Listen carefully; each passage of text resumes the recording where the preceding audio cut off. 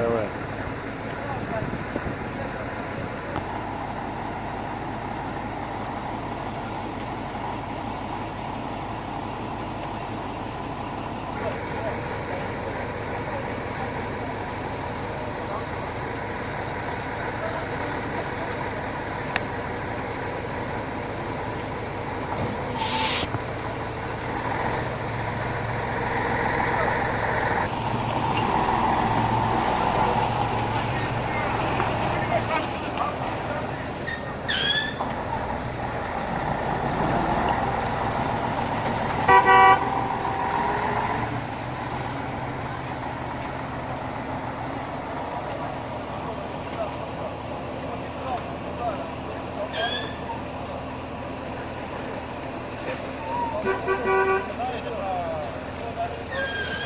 Ну, шланги, как всегда, дырявые.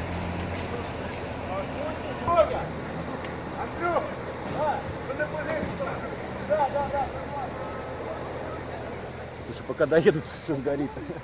А? Наверное. А что еще? Ну, у меня, скорее всего.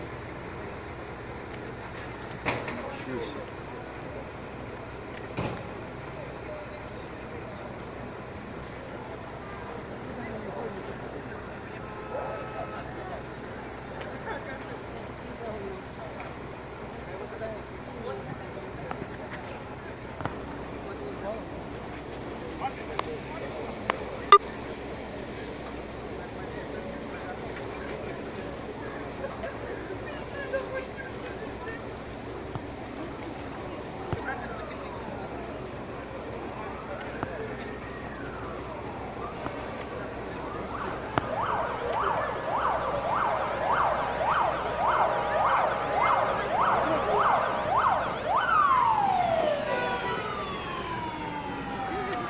Дебил, а что не едут так, я не понимаю.